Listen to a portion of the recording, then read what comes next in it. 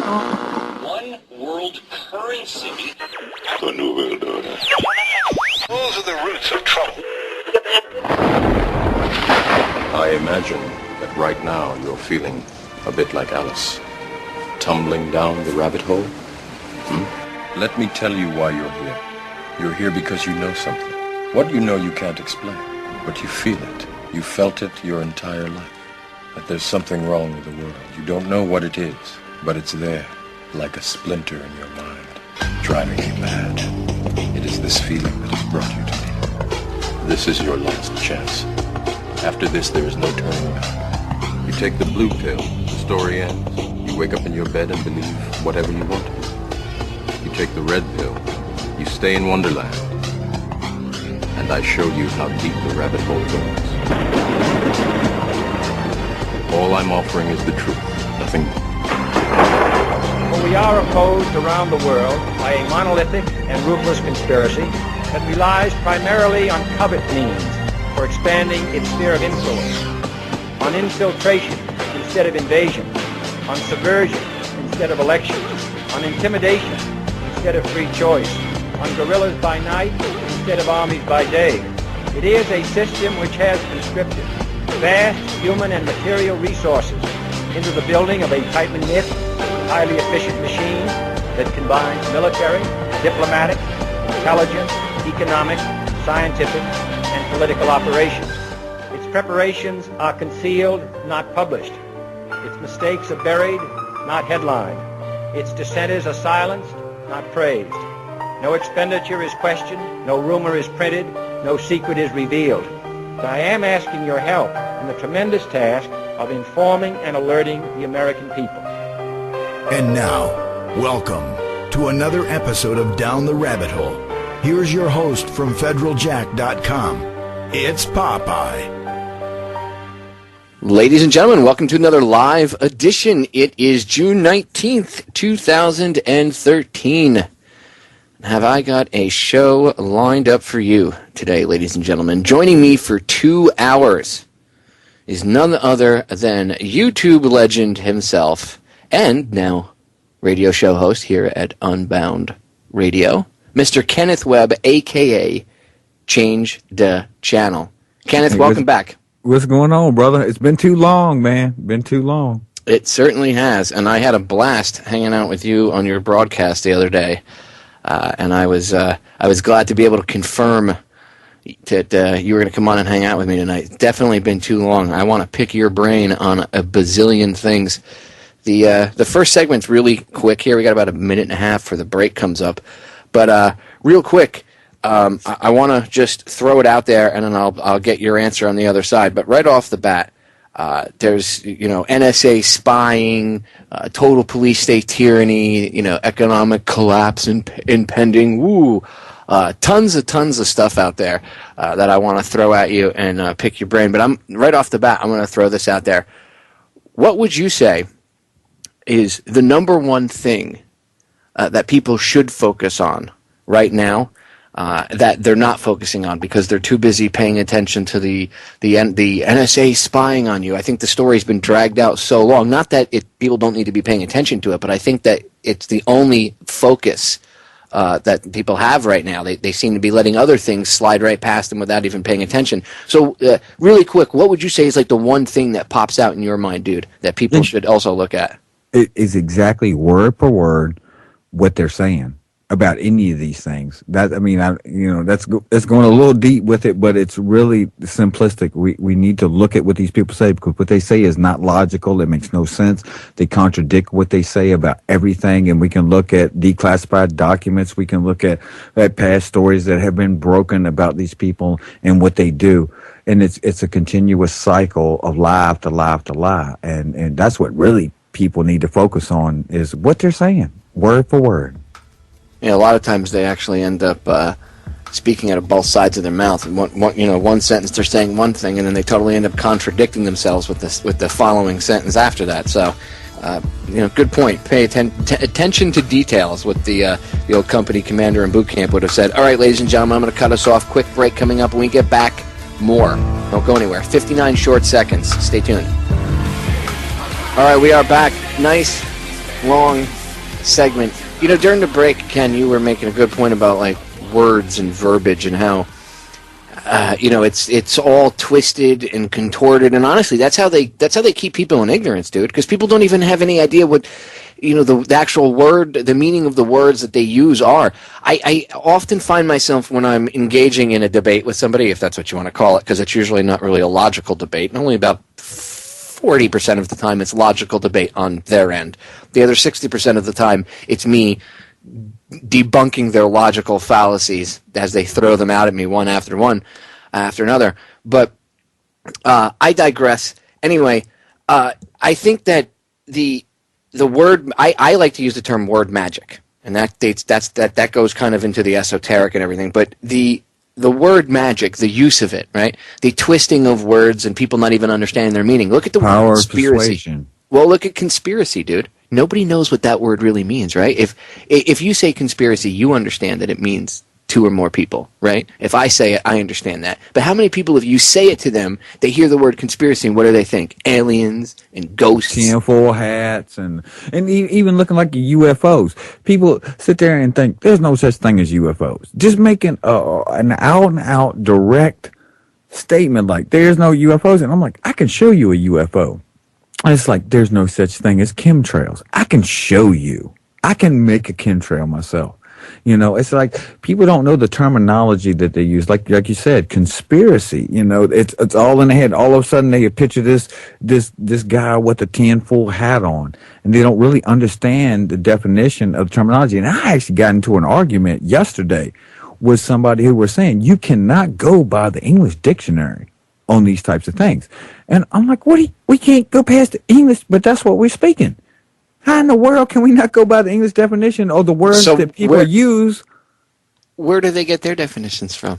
Exactly. It's like it's this open book of lawyer talk that can be twisted, and you can use one word and it can have so many definitions. I'm like, well, that just throws to the wind anything that we learn. It's like, you know, to listen to other people when they communicate. And that's what it's all about, communication between two people. And when two people are communicating, you have to look, hear the words that they're using. So I got to look at the same word as defined by that word, but I have to look at it in all these different definitions that aren't by the definitions. People lose their self in right off the bat by the definitions of the words they use. That's why they call everybody a conspiracy theorist.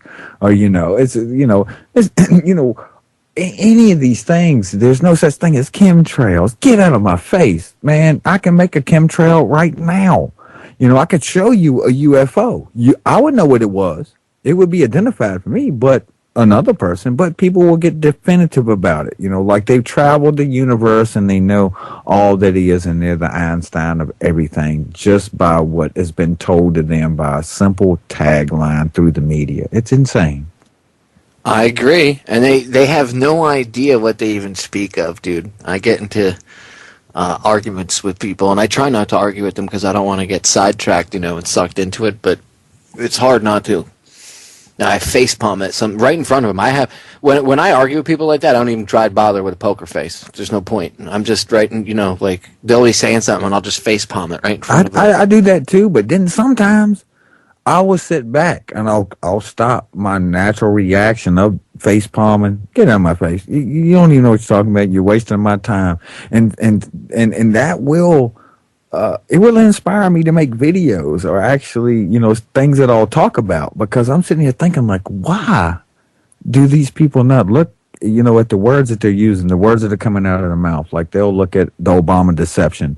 And so many people, there is a certain percentage, I would say of 20 or more, that actually go to the Obama deception on my channel, and they won't even watch the video. They will look at the title, the Obama deception, and then they will act like they can write a book report on a book that they didn't even read. They didn't even know it was about industrialists, and it wasn't just about Obama. People think, it's just about Obama. And you see people make these moves, and that is their reality. That's the sad thing about it, is that they will base their reality in their knowledge, and they will pass that virus on to the people around them, and those people will think that all of a sudden they're a genius and an Einstein. Like I said, many times you could just make up a word, humakaba. You go, humakaba. and you go out and you tell people, hey, did you hear about that humakama? And they will sit there, and I guarantee you there will be people, so many people out of 10 people will sit there and try to act like they're an Einstein on that issue, and you just made a word up. And that's how people are. I don't understand why the human nature dictates to people that they have to stand up and act like they know something instead of just throwing their hands in the air. It's okay, people out there. It really is to say, I don't know. I don't know if there are aliens out there. I don't know. I never met one. I don't know about that, And I think people really have a problem with telling another human being, I don't know. I don't remember who it was recently, but somebody just went out recently, and they went around asking questions. It might have been the Jay Leno show. It was a clip I saw on YouTube. I can't remember, but somebody went around, and they were asking people questions just to kind of see what if people would go along with anything. And it was just the most insane things like that they were saying. Just like anybody that was paying even the slightest bit of attention would have been like, this guy's a nutbag. And people were commenting on it like, I agree with that person totally. Or like they could completely make up a fictitious individual. It doesn't even exist, right? We'll say, this person, this famous politician, do you agree with them? Oh, yeah, I voted for that person. And people will say stupid things like this. And you're just like, dude, you're totally lying. And if you let them, they'll go off for 3-4 minutes, dude. It's amazing. It's like, wow. Really, wow. When I saw this, and I've seen these videos before, but when I see things like this, dude, it just hits me in the head because, a ton of bricks. Because I know that people are awake out there, and I know people are waking up, but still, when I see things like that, it's like, damn, man. But that's the good thing. That's the good thing is for people out there who, and I'm not totally awake. I mean, I am still angst with a lot of weight that's out there and a lot of things that I don't know, but I'm trying. And the thing about it is I can relate to people who don't know because I remember the time when I did not know. And I remember the things that kept me from knowing. So I think a lot of times, as much as people get on your nerves and they want to name call you, you really got to poke and prod to listen to figure out a way to communicate to those people. What language are those people talking? They're talking the mainstream media. They're talking, whatever they've been told in their society, if they're in the city, if they're in the country, if they're in middle America, wherever they are, and figure out how to communicate that message to them to say, hey, just look, it's not a me and you issue here. This is them doing all this crap to us. Regardless of how different we are, this is what they are doing to us. It is fact. It's documented. Look at the declassified documents. How do you get these people to look at declassified government documents on government websites? Here is their own websites that give us these documents to tell us at least a little piece of the things that they've been doing for decade after decade after decade. It's really hard. But listening to people opens them up a little more because they actually look at you and they're like, well, we are different. And you actually listen to me and talk to me. And I've had a lot of people tell me that, people who have differences of opinion, because I will talk to them, and I will debate and I will go through this and I won't get into the name calling. And if they get into the name calling, I will turn it around and be like, we don't have to be like this. We don't have to hate each other. Well, that's a logical fallacy, dude. That's it's ad hominem. It means to the man. It's like if you have no argument, that's like your go-to, that or a straw man argument. But usually the ad hominem is the one that people use most often if they don't have an argument. You're just you have long hair and you're a hippie and you wear sunglasses in your videos. Tattoos. You have tattoos. You must be a dick. And it's like, really? That's the best you have? You don't have anything to debate what I actually said, the argument, the information. So you have to take me apart and try it. Go ahead and try to take me apart. You ain't gonna succeed because I'm gonna shut you down. See, that's why people need to learn logical fallacies, dude. They need to understand the trivium at a base level so that they can spot a logical fallacy. See, that's how when I get back in the day. Now that I know this stuff, compared to 6-7 years ago when I first started getting into this, like debating people openly about it and stuff, I understand things differently. I have a better a better debate with somebody, even if they're negative. Not that I didn't have a good debate with somebody if they were negative before, but I don't get sucked into the side arguments with people. And I used to not really allow myself to get sucked into it, but it would still take me a little bit longer in the conversation to drag myself back out of it, whereas now I just shut it down because I understand what it is. You know, I understood that it was wrong back in the day, but I didn't understand that it was a logical fallacy. I didn't understand what that was. Now I have that understanding and I have that knowledge in my head, so when I see someone committing one in the middle of an argument with me, I just, right off the bat, I'm like, stop, I don't want to hear it.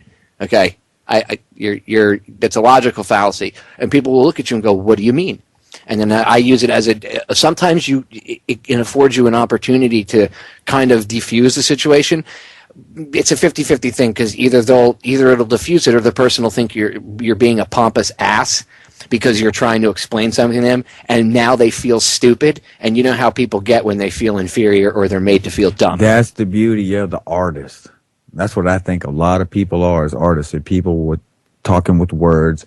And the artist, to try to reach that demographic of people who would, react that way, stopping, listening to what they have to say. And I'm totally guilty. You catch me on the wrong day, I ain't have my coffee in the morning, you talk to me, you get in the palm, and I'm gonna tell you, go do it with yourself.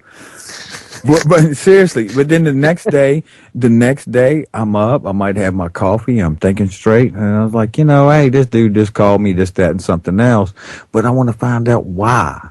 I want to find out why this person, I want to get in there, and then I just want to know and have a theory in my mind. Sometimes I want to dig into their minds. It's like, why these people, it's like, I'm not telling you to look at me, worship me, do anything to me. I'm just talking about the information in an open forum here, and all you can do is insult me. Why do you do that? Why do you do that? And I'll open up the door, and I think that has been you can't do that with everybody. Sometimes you need to put people in their spot, just straight up. There's no talking to them whatsoever.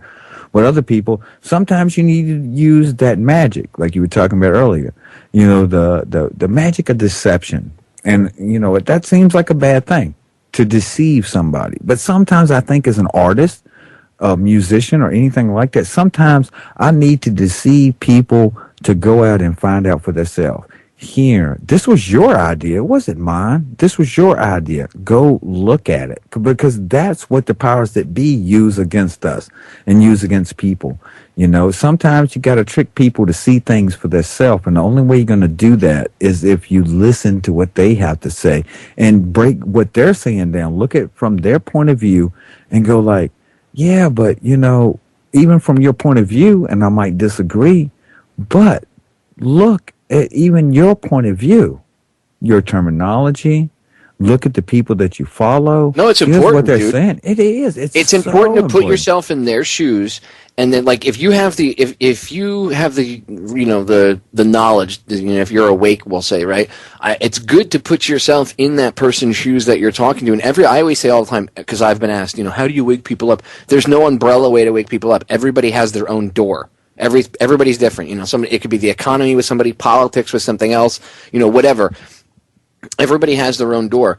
I think once you get a chance to chat with somebody and try to understand how they think, then you could put yourself in their shoes and present what the information that you know to be the truth to them in a way that perhaps they'll understand it better, because you can put yourself in their shoes. I often see a lot of people, and I used to do this back in the day, like I said, 6-7 years ago, where I used to get more vitriolic about it, and that doesn't help, because then that puts that other person on the defensive, and then it doesn't matter what you have to say to them, they're not going to listen to anything you have to say. They're just going to turn you off because you've automatically put them in that mode. All right, ladies and gentlemen, we got a break sneaking up on us. Don't go anywhere. When we get back, we're going to continue on this course, because this conversation is just epic, so don't go anywhere. All right, we are back. Man, I got to tell you what, people are, humans are we are an interesting creature, to say the least. And the powers that shouldn't be, they understand how to play us, dude. They understand how to control everybody. Even the independent media, I find, falling prey to a lot of the same stuff that, you'd say to people, don't just jump on this, or don't be stupid, use a little bit of logic, use this, use that, think before you say something. And yet, I often find a lot of the independent media, alternative media, whatever you want to call it, I find them making the same mistakes, I guess you'll say, as we would tell the quote unquote sheeple not to make. So I just find it, I guess I even myself, I experienced it. When I first woke up, you think, oh, you know everything, you're awake now, but you know what I mean? You have that epiphany that things are going wrong, and you think you understand how things work now. But then you start to, I would catch myself falling prey to some of the same things, whether it was like with word magic, using the wrong terminology about things. And I even still, once in a while, if I catch myself saying something on air, like even if I use a term on air, I purposely make a point of like pointing it out. I'll stop myself and I'll point it out. And I don't do it because I'm trying to be masochistic to myself on air. I do it because if I'm going to tell the listener, hey, look, you should, practice logic. Try not to fall down, get sucked into this rabbit hole or that one when it comes to, fake arguments or, logical fallacies or this or that. And if I catch I can't go out and preach that and then fall prey to the same things myself, right? But act like I'm, you should go out and do this, but then not do it. I practice what I preach, basically. So I try to catch myself doing this stuff too. And it really, when you start paying attention more and you start to pull yourself out of that, you start to use even just using the proper terminology, you realize how stupid you used to sound. For real. Like, have you ever had a conversation with somebody, dude, where they were maybe like an older friend that you haven't seen in a while, and they're still, I guess in the asleep stage or whatever, and you have a conversation with them, or they're maybe in the just waking up phase, but they're still on that, they're still not fully comprehending it, and or even just a story from that you've known a friend that since childhood, and y'all both look back at the same situation that y'all were both at and you experienced, but you have two entirely different stories. I mean, this is a progress of the human mind. This is some kind of thing that goes on in the human mind. I mean, even with news stories, with politics, or with anything that goes on, how people forget things. And I'm not even saying like that I look back at the same situation as a friend who sees it different, that I'm right. I question it. I'm like, dang, man, this person, even my mom would see something from my childhood. And I'm like, that didn't happen that way. It's like, it's crazy. It's something within us that keeps us, from seeing, the same things. What is that? What is that that's going on? It is amazing how two different people can look at the same situation and perceive it totally differently. And a lot of that is about how they were raised, what they've been exposed to since then, some of the propaganda. I mean, that's what the news and all that stuff is for all day long, the mainstream. They pump all that crap into people's heads and then... Well, that's why I always say, when I say something that I don't have a link to for documents, or I don't know something for absolute certain that I have cross-reference, and I do have some other references to... some kind of backing, I will always say, this is my theory, this is my opinion. And that's what people should always do, instead of like, just saying definitively things. This is what they just add on, this is what I think.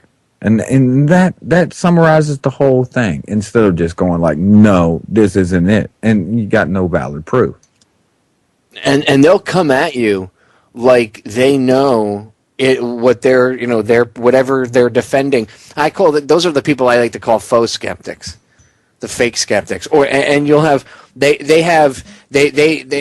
what I've seen, they have at least two different classes. You have the people that actually believe what they're saying, and then you have the people that they have to be paid skeptics, like paid trolls of some sort, because they just like, you're not really a skeptic if you fight any debate or argument with the government's official story. That's not being a skeptic, that's being a government blowhard. And we're going to break. We'll be right back. Don't go anywhere. All right, ladies and gentlemen, we are back. So, Ken, I have a few things I want to pick your brain about, too, before I forget. Uh-oh. One of them, I don't know if you've heard about this. Do you know who Michael Hastings was? The guy that just died? Yep. Yep. Joe was saying something about him earlier. What was the story with that? He's a reporter, and he wrote for wrote for the Rolling Stone. In fact, he wrote that Rolling Stone article about Stanley McChrystal, or what's his name? Not McChrystal. Yeah, it was McChrystal. Right, in car accident, right? Yeah, he got McChrystal fired from his job in Afghanistan like 2 years ago, or 3 years ago now. But he died in a single car accident, and I'm looking at a photo of it. And apparently the car is just fully engulfed in flames. I got to tell you, I find that a little shady. It always is, and it's just sad that we would even have to think such a thing. But looking at our history, you have to look at it like, yeah, did they just kill this guy? Oh, dude. I mean, I don't know how you could look at this and not think it's shady. I mean, obviously, it looks like he had an accident in a residential neighborhood. It looks like he hit a tree or a light pole of some sort, or it's next to a light pole, but it looks like he maybe hit a tree at the most. It doesn't look like it would be a horrific accident, and yet, I mean, the car's not flipped over or anything, and yet it's fully engulfed in flames. And I got to tell you, man, I was in the towing and recovering industry for about 10 years, over 10 years, and the first thing I learned how to do when I was like 16 years old, 15, 16 years old, from my brother and my uncle, was how to rip a car engine apart and put it back together. And I'm an ASE certified mechanic, and I'm a certified diesel mechanic.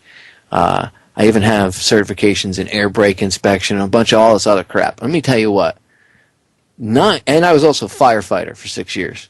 And I can tell you what, it is not normal for a car to have a little front-end collision and be fully engulfed in flames like that. Now, maybe a fuel line burst.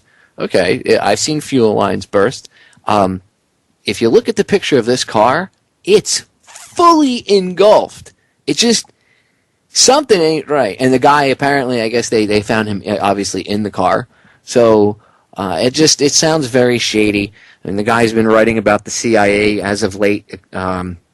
According to the International Business Times, there's one of the articles I've found. It was actually a link was dropped in the chat room by one of the listeners about for this one.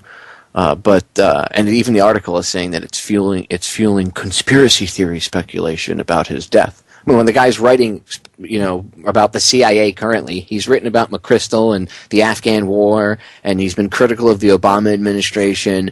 And I mean, I'm not saying the guy, I don't agree with everything he ever said, but he was critical of the government. I mean, he was not a fan, we'll say. He wasn't on their list of biggest fans.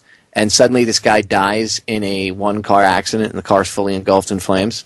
Yeah, I call BS. I mean, because really, it's like a proven resume of what happens to people that run their mouth about any of these government agencies. They always end up, it's always something, he died of a heart attack.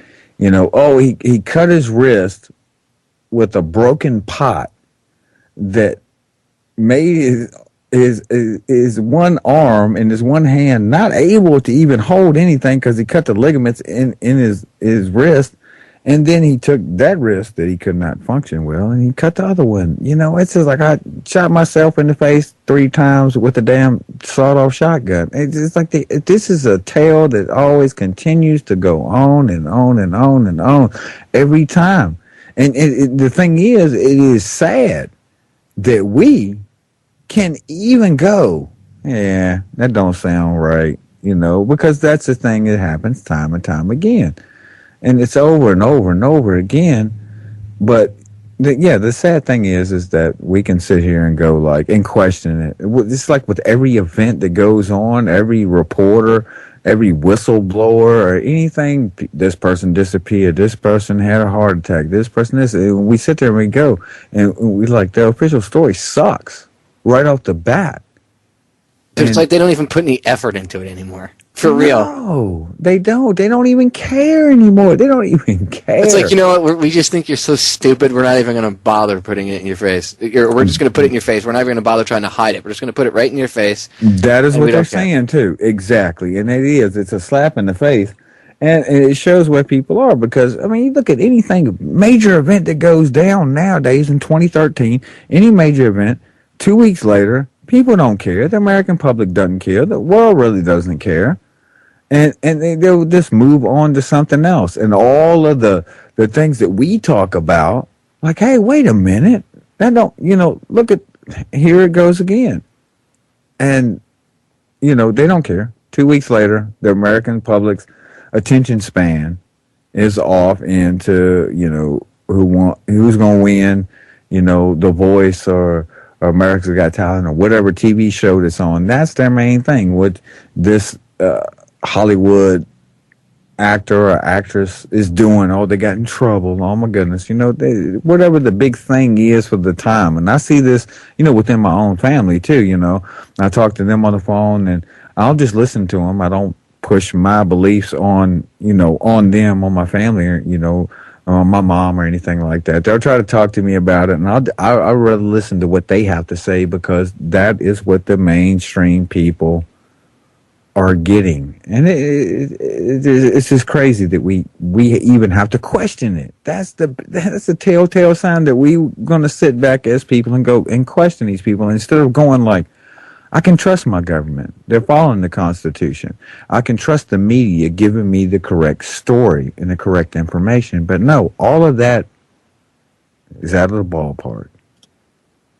Yeah, and I think that with this guy's death, if it was state-sponsored in any way, I would even just the way he died, the circumstances and everything surrounding his death. I think this is going to wake a younger generation of people that, if they're not skeptical about the government, if they believe that big government is a good thing, because there's this divide. The younger generation either understands what's going on and they believe the truth about what's going on behind the scenes, or they believe in the hope and change crap type stuff. And well, a lot of younger people are going to believe in that because when you're like in college and when you're sitting there and you're working your mind, what is presented to you from like say Obama and the Obama administration, change, just that word change that we all say in reference to this guy who doesn't speak his own words, who has a fiction writer, who, is one of his speech writers. The guy has no government experience whatsoever. And he is the guy who, is the national security advisor for Obama now, and also the speech writer since 2008, who sits there and says that Syria used chemical weapons, and it's a fiction writer. And this is the condition of this country where, we're sitting here and people, it'll be put out to people. This guy's a fiction writer. Nobody even puts 1 + 1 = 2. Dude, most people don't know that Jerry Bruckheimer is the guy that actually, the film footage that you saw of the rescue of Jessica Lynch, that whole thing was orchestrated by Jerry Bruckheimer. Yeah. You know that, right? Oh yeah, like, definitely. That's a fact. Even they admit to it. Mm-hmm. Oh yeah, definitely. Even she admitted to it. She admitted to that, the people that had taken her to start with had abandoned ship. She was at the hospital, and that they were treating her well. Nobody wanted to get in trouble there. I was there. I know the gunfight. I mean, she wasn't, in the gun. I mean, they came under fire, but she wasn't the heroine that they portrayed her as. Double fisting pistols, jumping over things, John Woo style. Exactly. I mean, and that whole thing. I mean, you look at that whole, the whole presentation of that war was nothing but Hollywood style stuff. You got to have a hero or heroine to be in there, and this is what the poster child that they could put up, and that the whole thing was, it was a whole setup, just like the British cats that got caught dressed in Arab dress, and then they had IEDs, they had all these improvised explosives that they had in their vehicle, and the Iraqi police arrested them, and then they turned around and the British military broke them out of jail. I think that was in Al Basra. They went in there and they were running around dressed like Iraqi insurgents shooting at civilians and stuff. Exactly, and starting the Sunni Shiite thing. Yep. You know, me and a friend of mine who were over there, that was the one thing that we kept saying at the beginning. Is like, man, they're smarter than that. They're going to know that this is all a setup, and it's a setup to trying to cause strife between the Shiites and the Sunni. And after a certain amount of time, then it actually did, and it started to go like that. Yeah, man, they got it all down like that to push this people into believing a certain thing that really isn't true. And that's the whole thing. That's the telltale sign. If anybody can pick up on anything that these turds are saying out there, that you go, man, that this isn't true. Well, guess what, guys? Look to everything else that has been said before. Look at the past. They keep trying to push it.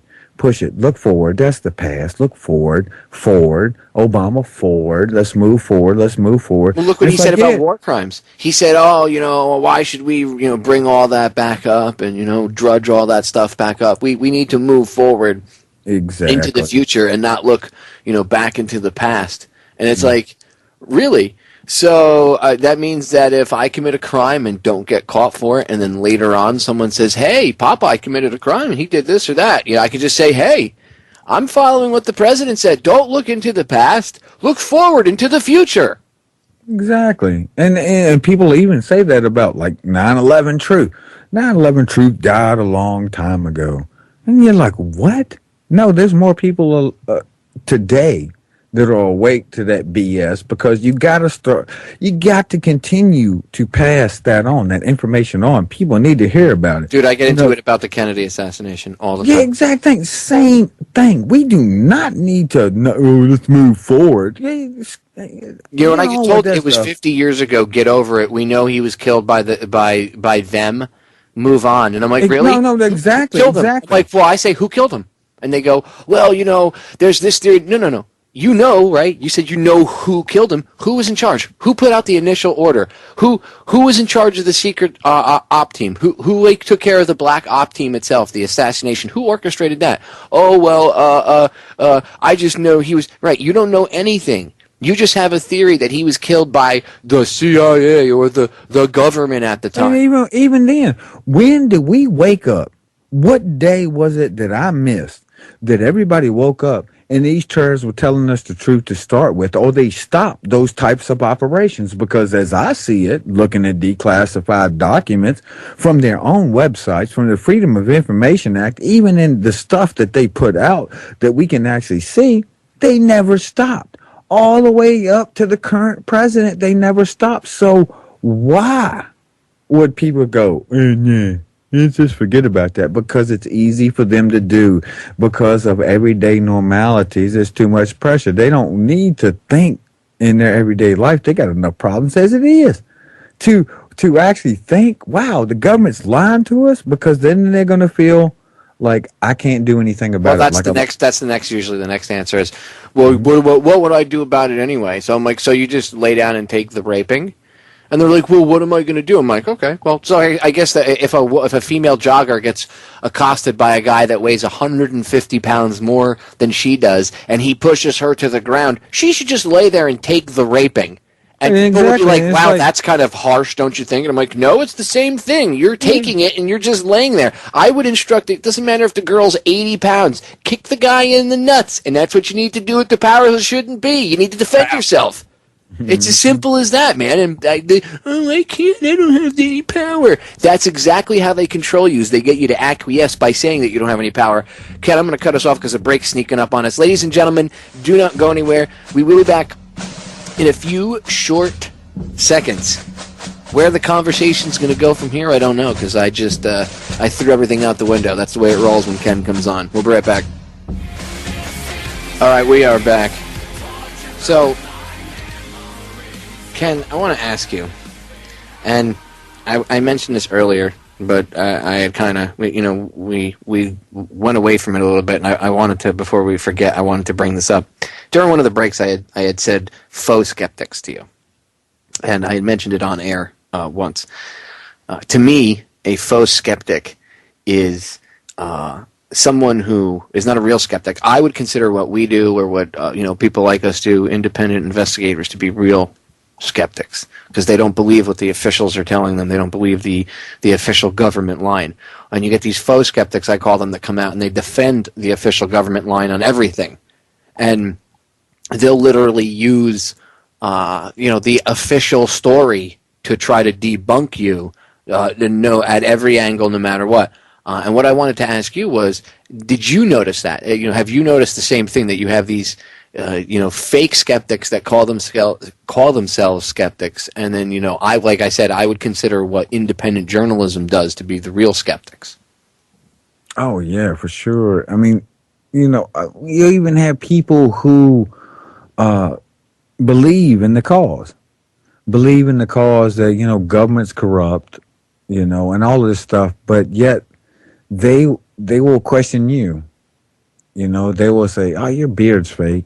Those tattoos are fake. That nose ring is fake. Your accent's fake. You're fake. You're a government shield. You're a lizard alien."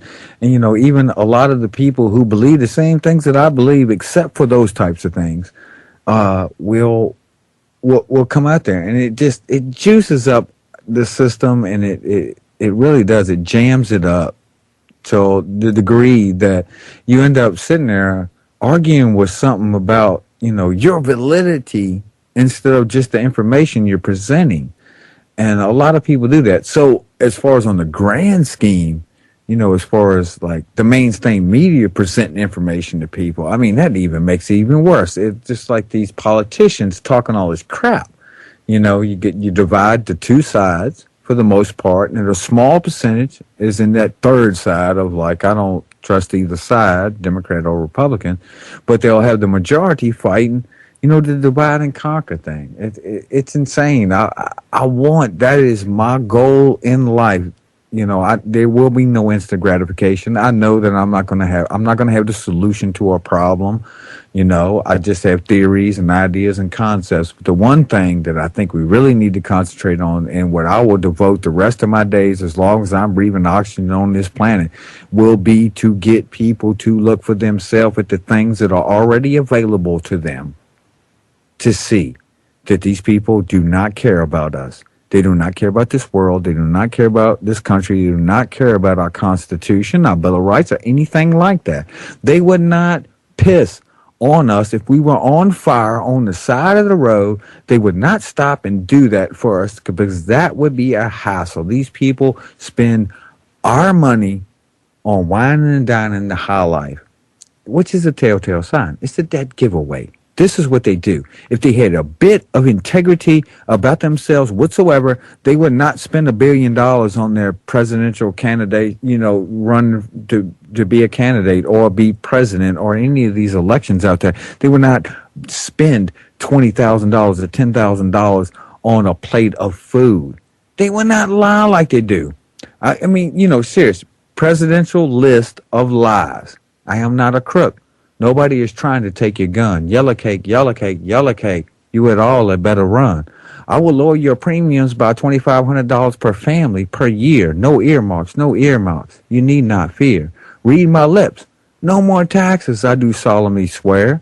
It's what the American people want. It's what the American people need. I do really care. They used chemical weapons. Those charges are utterly false. I will protect and defend the Constitution. I'm on it. I'm the boss. We were attacked by the North Vietnamese in the Gulf of Tonkin today. This will not be another Vietnam. I did not have sexual relations per se. Both privately and publicly, I continue to call for the end of our economic blockade against the Cuban people. See? We did not trade weapons or anything else for hostages, nor will we. There will be no lobbyists in my White House. We won't touch your pension. I repeat now that the United States intends no Cuban military intervention. I do not tout trophies. We do not tout trophies. Remember the main, no one's reading your emails. We were attacked by Spain. I will be happy to sit and talk to the 9/11 Commission. We'll chat. I can't recall. I just found out you didn't build that.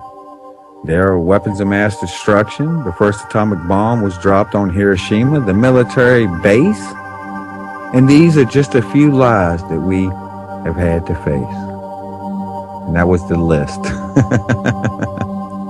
I like that. That was good. I like how you were able to fit all that in there, and you made it like rhyme, and you made it sound very poetic. See, that's art, and I like expression through art and actually reaching out, like you said, reaching out and engaging people to educate themselves to what's going on through art. It's just awesome example, dude.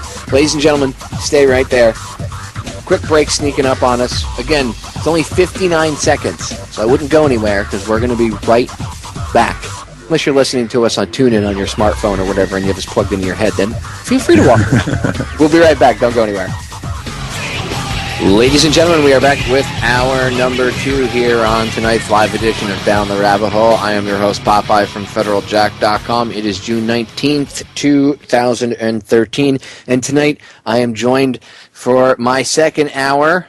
If you haven't heard the first hour, I suggest you go back and listen to it in the archives or on the rebroad or wherever you choose to, because there's different multiple places you can listen to. On Unbound Radio you can listen on YouTube, and you can also listen over on FederalJack.com. Anyway, I suggest you listen to the first hour with my guest, Kenneth Webb, a.k.a. Change the Channel. You can find him over on YouTube. He's got one of the biggest truth-telling YouTube channels there is, we'll say. I don't like to say the word truther. I can't stand the word. It's like the word movement. Blech. Cannot stand it. I know it does. It has a stigma. It gets a stigma to it. But it's those terms that give the stigma to it. That's what's horrible about it. Like I always call those people, it's like people who talk about truthers. It's like, well, sitting back at face value and looking at it. Okay, you want to talk bad about truthers?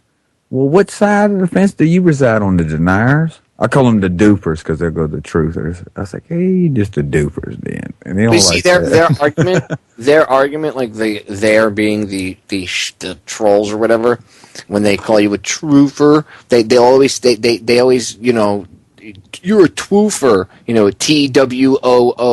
TWOOFER, like it's the derogatory form of truther. Even worse, and again, it's an ad hominem. It's a to the man, and it's a straw man argument based off of the ad hominem fallacy. It's ridiculous, and people, if you understand it, you just look at people and you go, I'm not even going to engage that. Like, I won't even engage stupidity anymore, and that's how you shut it down. People say to me, how do you stop the trolls, Popeye? How do you deal with it? Because I get people, look, first of all, you're going to get people that are going to bitch. Even your regular listeners, once in a while, are going to leave comments or something that are like, man, I didn't like this. Yeah, but I tell you what, what I throw to them nowadays on Unbound Radio, I was like, hey, I tell you what, don't argue here. Call into the show. Change the channel.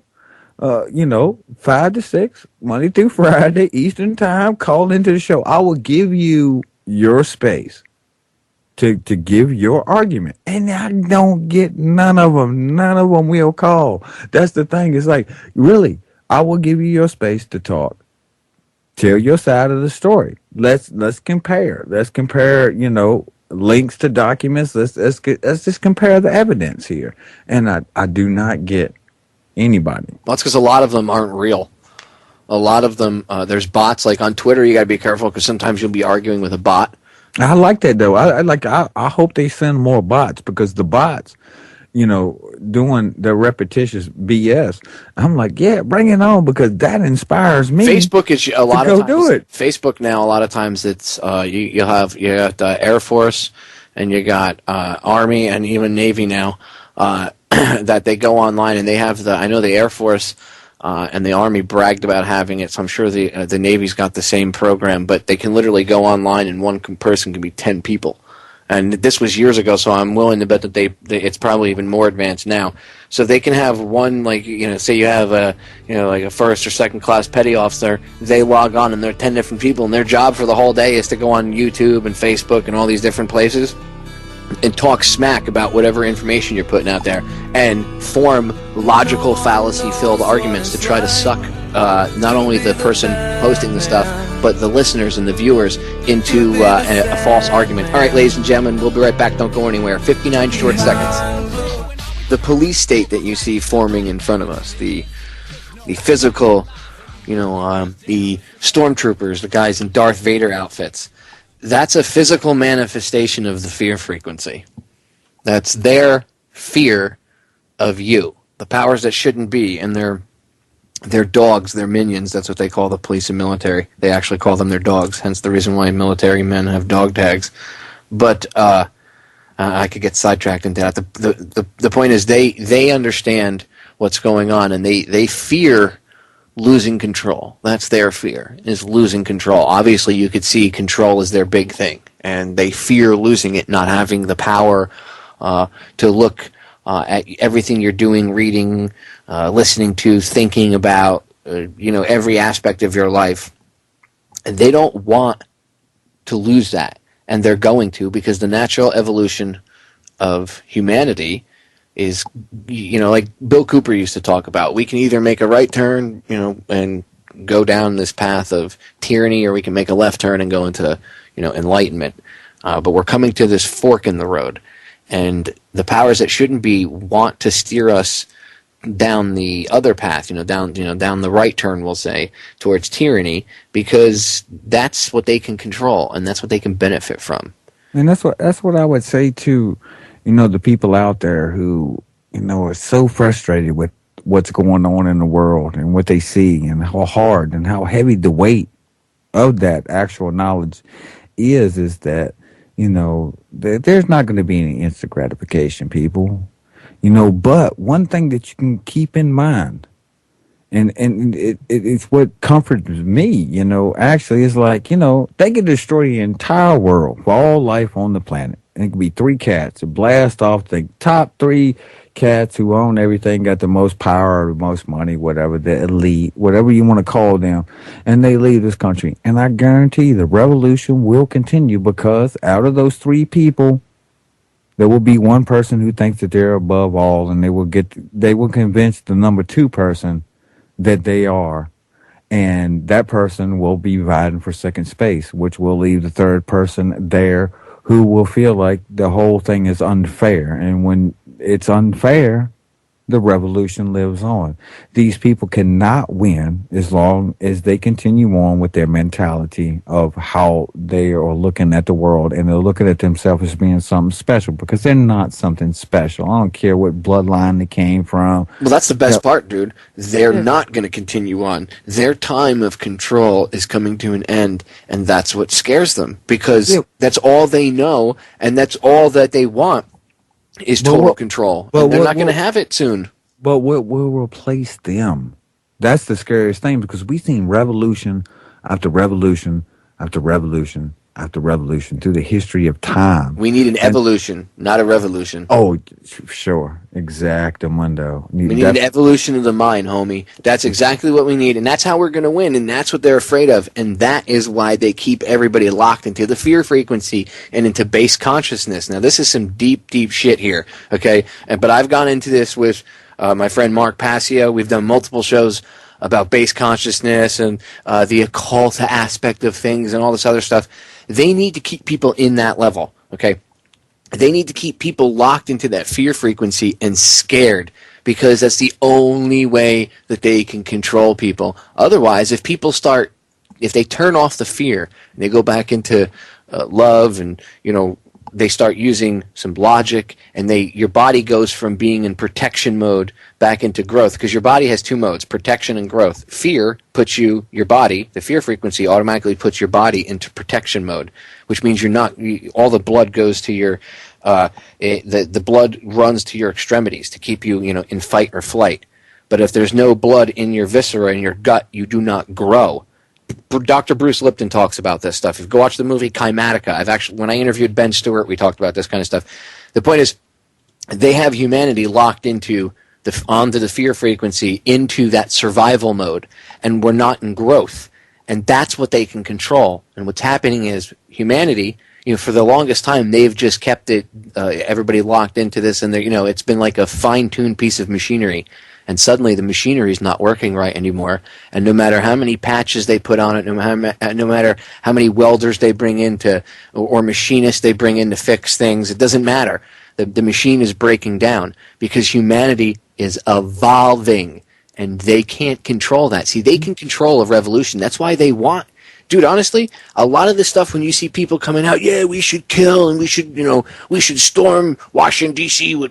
and burn things to the ground, and that kind of stuff is like agent provocateur-ish type stuff. Yep, ancient. We need to be more creative than that, because it is 2013. We've seen where those things have led. It led to the same outcome, the same thing, and in like a global evolution. I mean, just look at like an acknowledgement somehow, without anything really happening in the world back in 1999 to 2000, somewhere around in there. There were millions of people, and I was one of these people, and didn't even really realize it until years later, till I saw the statistics on it. The millions of people that just stopped watching television, that actually took their TV, and I had watched TV for my entire life, all the way up until this period. And then all of a sudden, I started doing other things in my everyday life, and I wasn't alone. I didn't have any knowledge that there were millions of people out there who would stop, but somehow there was some kind of energy, that something that happened within people that made millions of people, unknowingly, that millions of people were doing the same exact thing, stop watching television all of a sudden, just out of the clear blue. And I think that that's the type of thing that will happen with people. But armed revolution, yeah, 100 years ago, I'd be all for it. But now I got to look at it logically. Excuse me. I'm like, an armed revolution, what? So we have an armed revolution, just like all the other armed revolutions. And then the next thing you know, it comes back to the same thing that we have right now, as it has every time for centuries. It always comes back to the thing. Here's the greedy infiltrating this system that was good, and then the next thing you know, it's all corrupt. I mean, what are we going to do? Well, it's got to entail something different than we've already done. Like I said, 50 years ago, 100 years ago, something like that, I might be down with that, but it doesn't make any logical sense now, because we will end up, what is the group that's going to be strong enough to take over Washington, D.C. and bring it back to the Constitution? Well, those are going to be the same cast that think that their ways are more prudent than everybody else's who might disagree with them. So we end up back with the same thing. The definition of insanity is doing the same thing over and over and over again and expecting a different result. Mm-hmm. That's the actual definition of insanity. Of course, I know you shouldn't worry about, textbook definitions. We should just, we should just use pop culture references. Of course, I'm being sarcastic, and that's a reference back to Hour 1, ladies and gentlemen, which means you should go back and listen to it. But no, you're right. You're exactly right, Ken. And it's I don't know. It's frustrating to say the least, but honestly, people need to realize that this is what they're pushing for. That's why you see, at least in my eyes, this is my analysis, I see them, the powers that shouldn't be, even if it's not through agent provocateur stuff, just the things that they do, because they're metering, sometimes it's almost like they're testing the fences, but they meter our response, whatever you want to call us, whoever, they meter the response from the general public.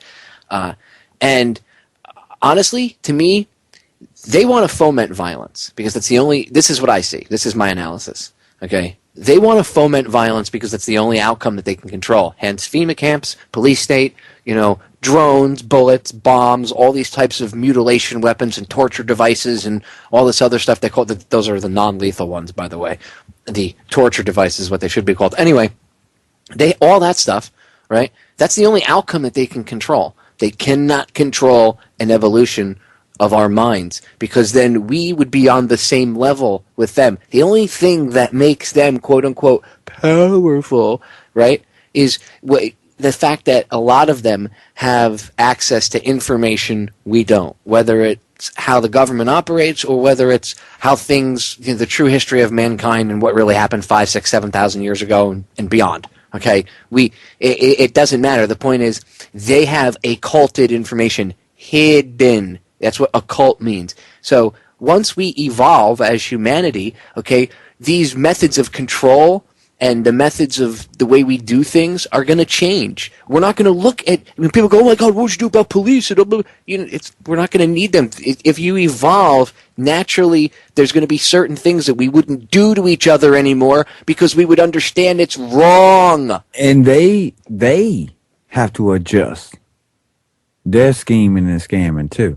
As the public becomes awake of some of the things that they're doing, I mean, and they start talking about like, hey, they scratch their head. They'll go, hey, wait a minute.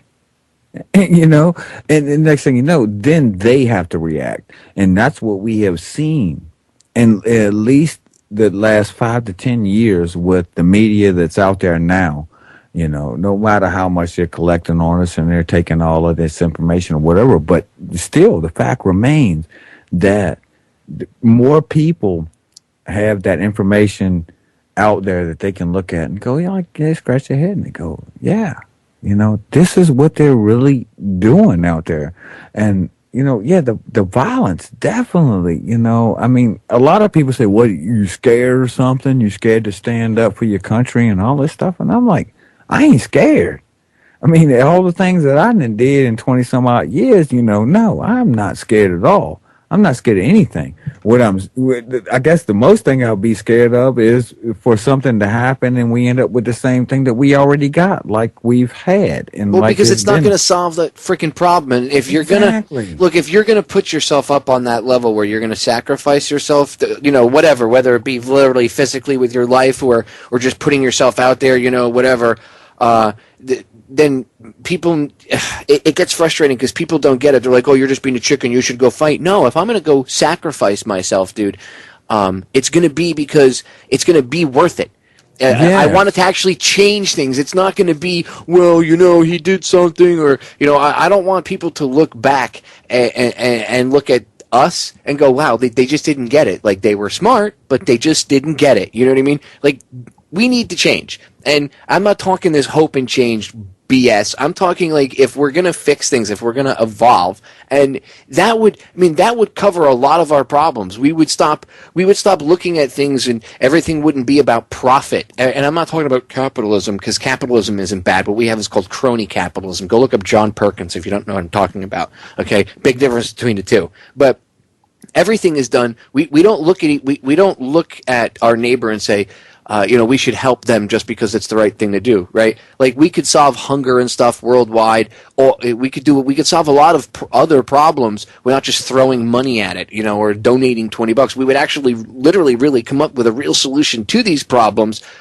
when we evolve. And again, that's where humanity's headed if we take that step.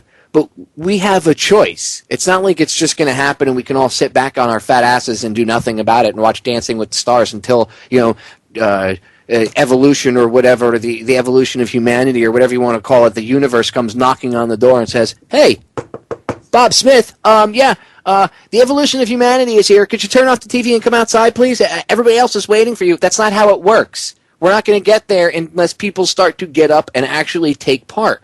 And you'll see the more people that get up and start to even just take notice, it's like the 100th monkey syndrome, dude. More and more people start to pay attention. And like you said, there was this mass group of people that just stopped watching television.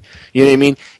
That's happening. It's because humanity is awakening and they can't stop it. So what you see is a physical representation of their fear of your true potential. And they do not want you to achieve it. And that's the bottom friggin' line. We're going to break. Don't go anywhere. We'll be back in a few short minutes. We are back, ladies and gentlemen. Look, it's as simple as this. Your true potential is what they fear. And they don't want you to achieve it.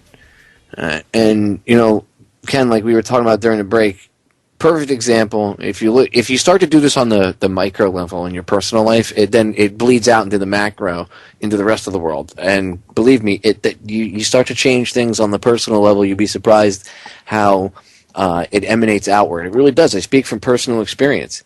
By the way, when I give you guys the advice, I guess whatever you want to call this, when I throw out information like this, and I say, if you start within and then, it emanates without, it's because I've done this myself and I've experienced this stuff myself. So I'm not speaking to you like I'm some grand exalted individual. I'm not better than any of you.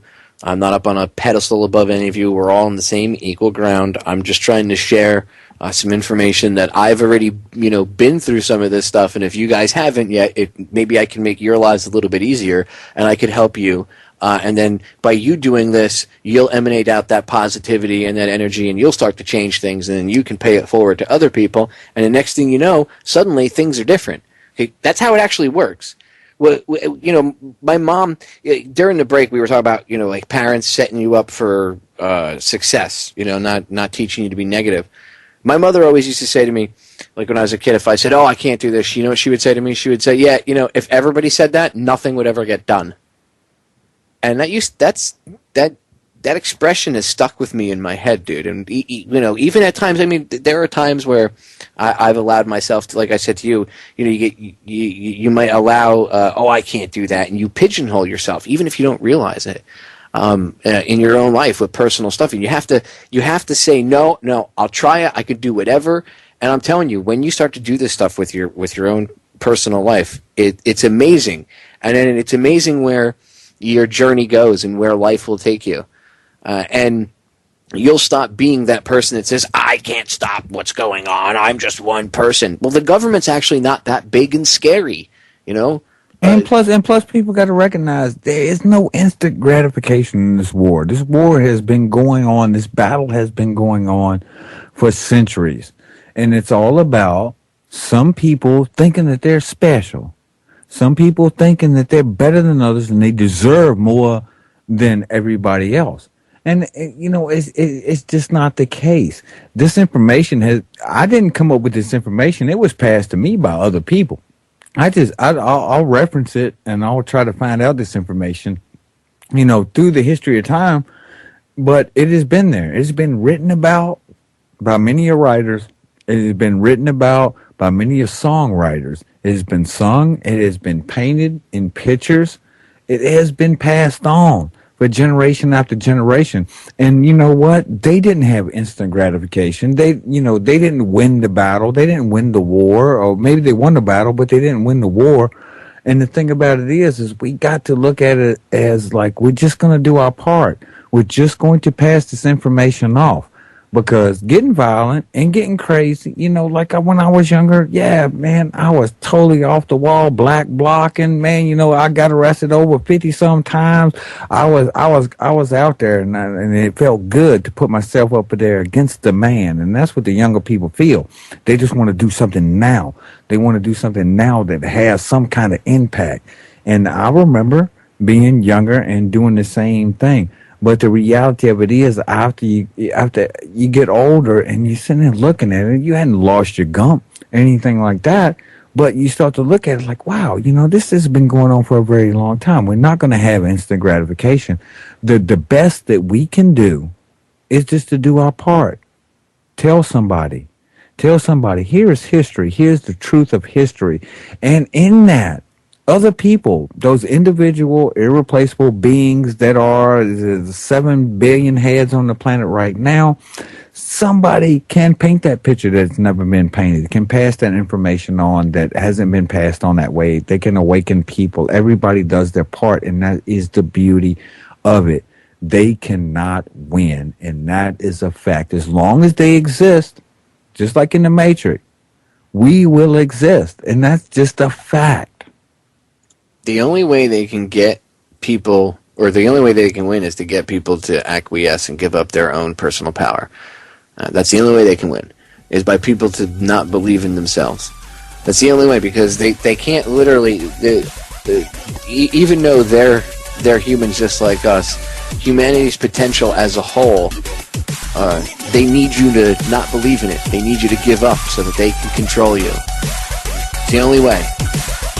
Don't believe it. They're full of it. We'll be right back. We're back, ladies and gentlemen.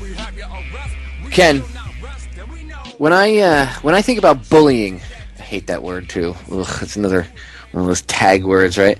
But when I think about bullying, and I've done a couple of shows on this, and perhaps my advice was kind of controversial, but would be considered controversial today, but it wouldn't have been considered controversial when I was a kid.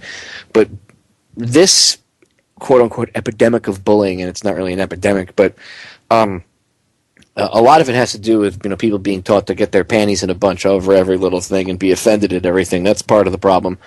But the other problem is the parents, and this leads to setting your kids up for success, like we were talking about earlier. This is another part of it. Don't teach your kids to be a victim at an early age. My mom didn't teach me to be a bully, but she said don't take a bully's crap. If you get punched in the face, don't stand there and be a human punching bag. Defend yourself. Don't you dare start a fight. Don't you be a bully yourself, but you defend yourself. And just that setting your kid up with that basic attitude, that basic whatever you want to call it, instinct to defend themselves. Part of that is the problem, because I'm sure a lot of these kids want to defend themselves, but they're afraid of getting in trouble, so they stifle themselves, and then they feel guilty later, and then they, and then they don't know what to do, and then they're getting bullied, and people are laughing at them. Kids suck. Kids are mean. When we're kids are mean to one another. Kids were little jerk-offs when I was a kid. I can only imagine how bad it is now for these poor kids with the internet and Twitter and Facebook and YouTube. Okay?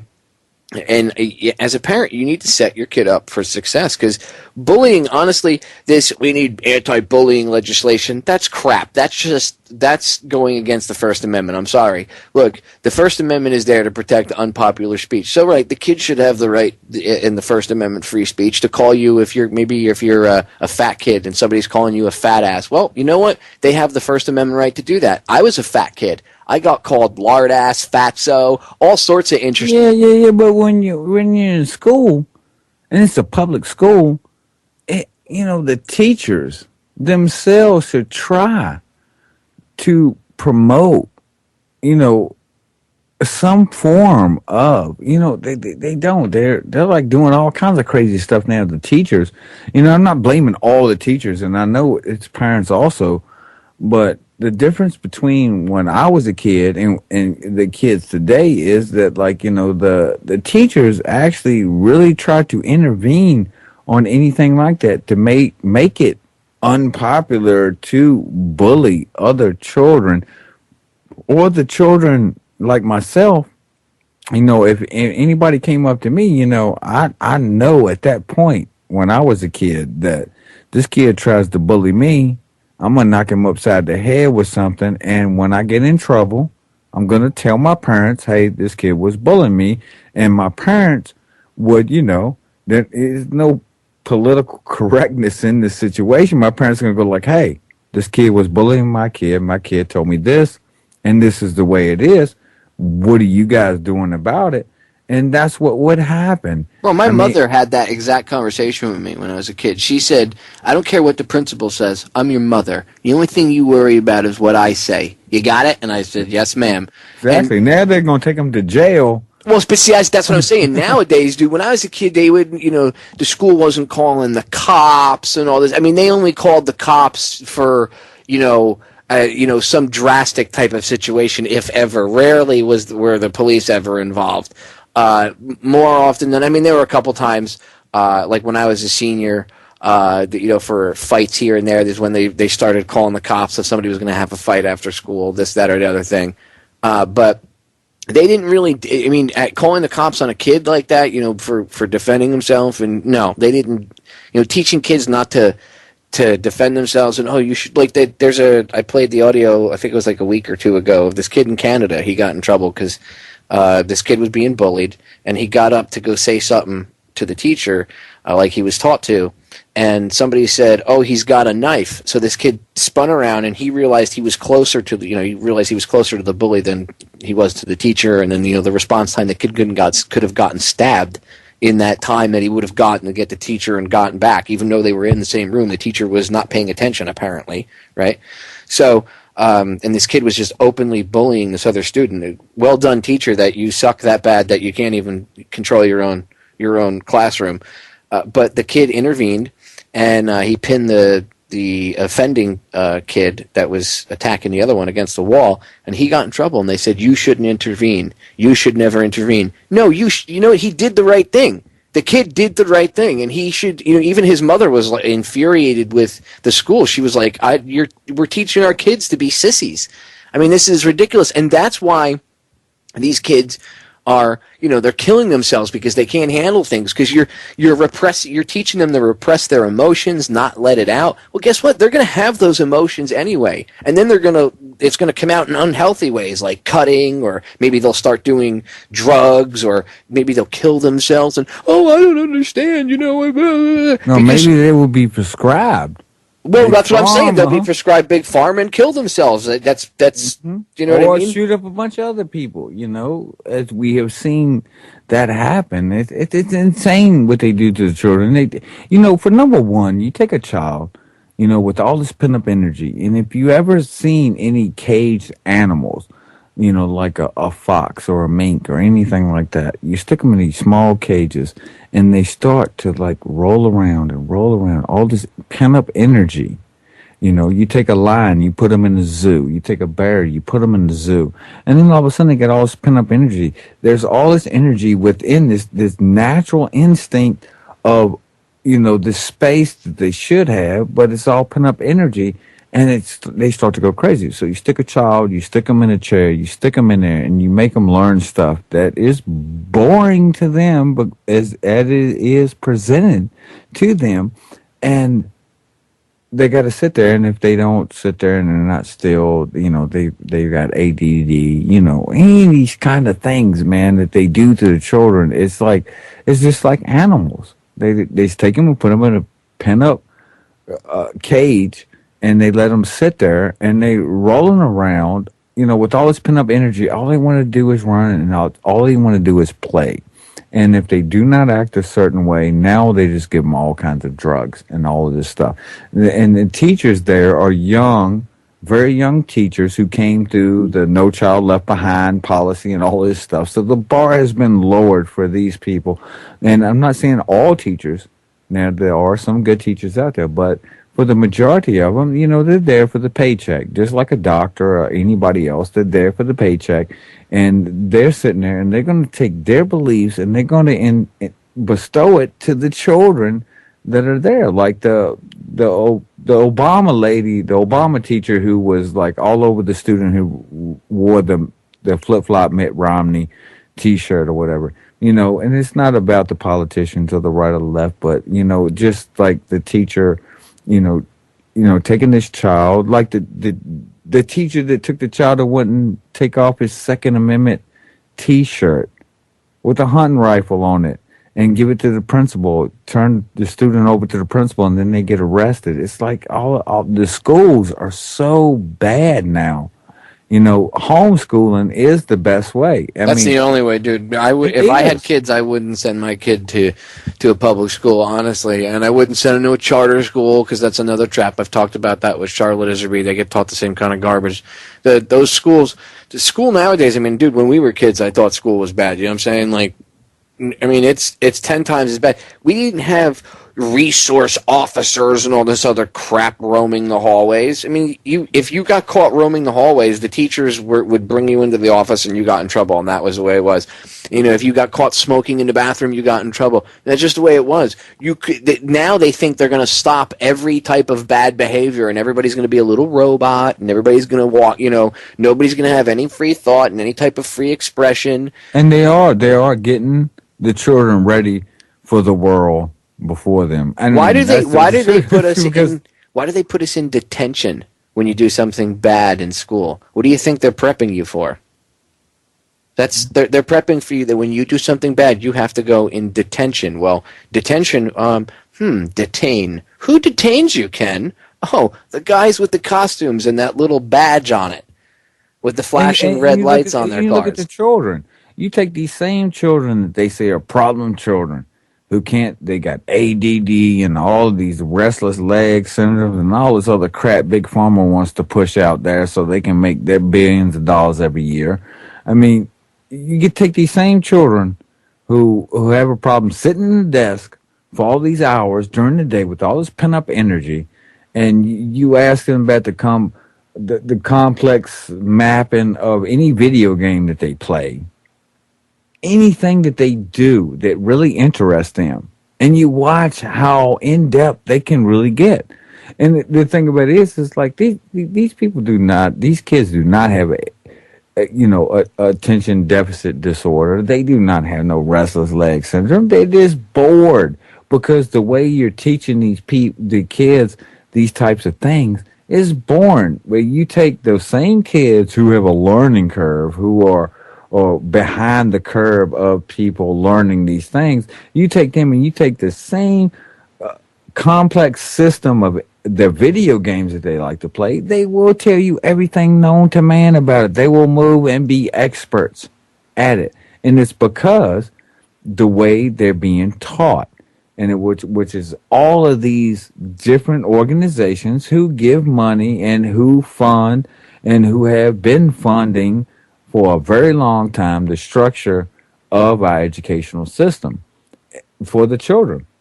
And it's all BS. It's all BS. I mean, what did Rockefeller say? He said, "I don't want a nation of thinkers. I want a nation of workers." exactly. And that's what they do. School now is like an assembly line. They put out a product, and if once in a while you get a product that doesn't fit the proper parameters of the original design, i.e., a child who thinks outside the box, it gets effed with.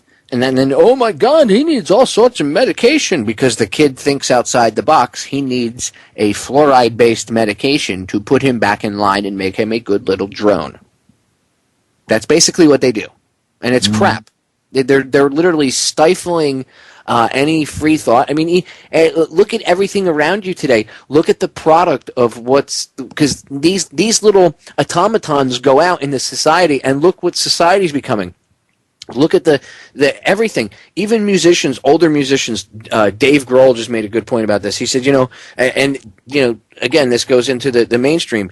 These kids now, these people, they think to be a musician, it's not getting a crappy old instrument at a garage sale, and you and your buddies get together and play it in a garage until you suck real bad for a long time until one day.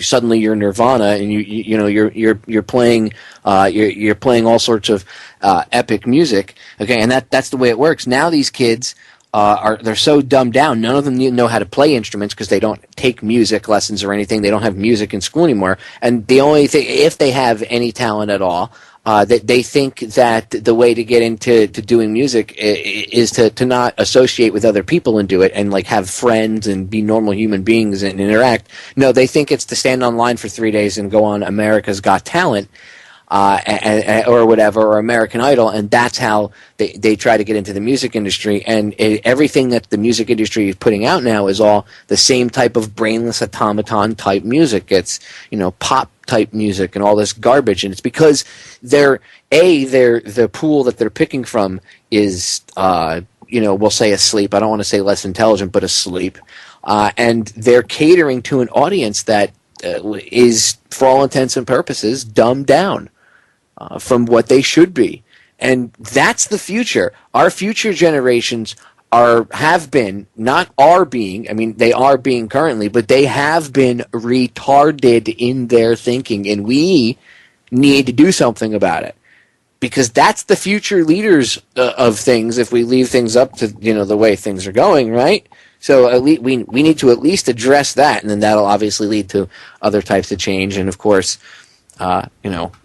people will obviously realize that they don't really require rulers, but I could digress into what anarchy is really and what anarchy isn't, and that would be a whole nother show. But we got a break sneaking up on us. Ladies and gentlemen, don't go anywhere. We'll be back in just a few short seconds. When we get back, we got 6 minutes left. Don't go anywhere. We are back, ladies and gentlemen. Final segment. Make sure you check out Ken's show, by the way, Monday through Friday, from 5 to 6 p.m. right here on Unbound Radio. He's on every day, 5 days a week. Monday, not every day, 5 days a week. Now he's off on the weekends, but you can listen to his archives that are up there. Does a great show. And, he always says during the break, if only you guys could hear the conversations that we have during the break. But I'm glad that I brought up anarchy here. I actually wish I'd brought it up a little sooner, but wouldn't color myself or label myself anything, but I understand that anarchy does not mean complete and utter chaos and no type of structure or anything like that. And people need to educate themselves as to what it is. Again, that goes back to the use of words and the misuse of words and the misconception of things. But people shouldn't beg for government. And again, I could reiterate this a bazillion and one times, but government is literally mind control. Literally. The word means... Yeah, and anarchism stands for liberation of the human mind from the dominion of religion, not meaning you're not religious or you have any spirituality, but from the dominion of religion, the liberation of the human body from the dominion of property, liberation from shackles and restraints of government. It stands for the social order based on the free grouping of individuals. Anarchy means a lot different than we've been talking about this, the entire show, the terminology that people use, the definitions that they use for things. And people really do not realize what some of the aspects, because anarchism has different aspects depending on who's doing, who's concepting it, but a main point of it is a lot different than people think. Oh, a bunch of young kids out there breaking up a bunch of stuff, black blocking. I've totally did that. And in my life, in my younger days, the concept was pure, simple, true. It inspired me. Let a rebellious fire. But ultimately, I learned the lessons of Goldman, Trudeau, and others learned that true freedom requires sacrifice and pain. Most human beings only think that they want freedom. In truth, they yearn for the bondage of social order, rigid laws, materialism, and the only freedom that man really wants is the freedom to become comfortable.